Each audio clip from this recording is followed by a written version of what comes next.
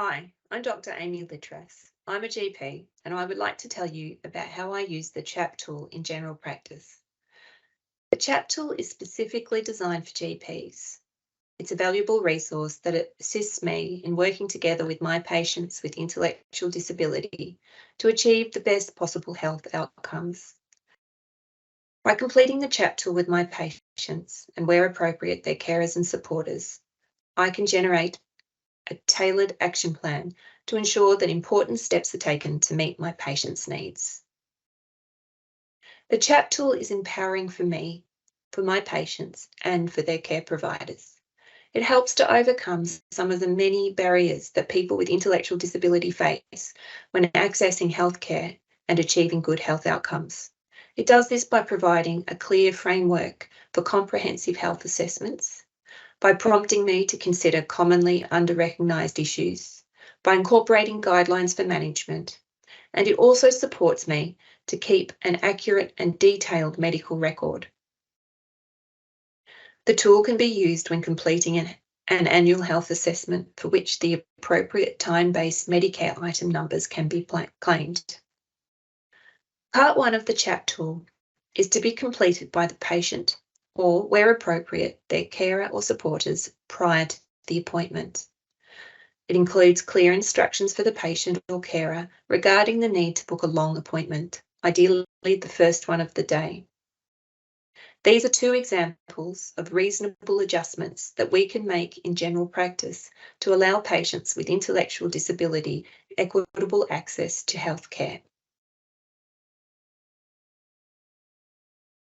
When the patient attends for their appointment, they will bring the CHAP tool with them, with Part 1 already completed. Reviewing Part 1 gives me a really clear picture of the patient's current health status, as this section covers current symptoms and issues, medications including over-the-counter, allergies and past medical history. If the patient has epilepsy, there is a section for their current epileptic management plan to be recorded, details of their neurologist appointments, and any recent seizures. Part 1 also covers social history, sexual history, physical activity, and preventative health screening, all areas that are often neglected in people with intellectual disability. There is space for recording of any concerns about behaviour or mental health issues. Vision, hearing and dental health screening, along with immunisation history, is also recorded. Reviewing Part 1 together with my patient opens up discussion and allows further exploration of the issues that they currently face. Moving on to Part 2 of the CHAP tool. Part 2 focuses on physical examination and the further assessment of any current health issues or unmet health needs. Page 1 of Part 2 includes a useful list of commonly missed health issues, which should always be considered. This list is particularly helpful if the patient is experiencing unexplained behavioural changes or pain. The tool prompts me to complete regular baseline examination and investigations.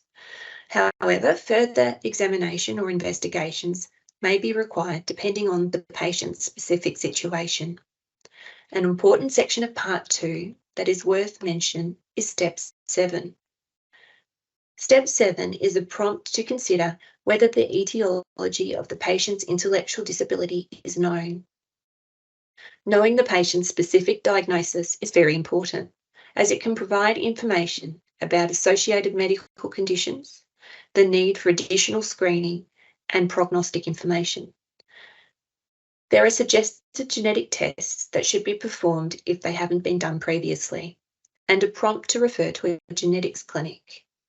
Due to significant ongoing advances in the identification of genetic causes of intellectual disability, review in a genetics clinic should be considered every 5 years for patients where the etiology remains unknown. After completing Part 2, I am ready to collaborate with my patient and where appropriate, their carers or supporters to create an action plan that outlines specific actions that need to be taken to maintain the patient's current health and investigate or manage any identified issues, and where required, put in place a plan for the future. For example, if a decline in function or mobility is expected, or if advanced care planning is required. I try to make the plan specific with definitive actions and include who is responsible for each specific action, as well as a time frame for completion. It may be necessary to contact other care providers, such as the patient specialist or allied health professionals, to discuss the patient's needs or seek advice. On completion of the CHAP tool, I will make a follow-up appointment to discuss any progress on the plan. My practice nurse colleagues often play an important role in completing some parts of the CHAP tool and in providing education to the patient and carers. The final few pages of the tool include a specific syndrome list with recognised associated health issues for each specific diagnosis.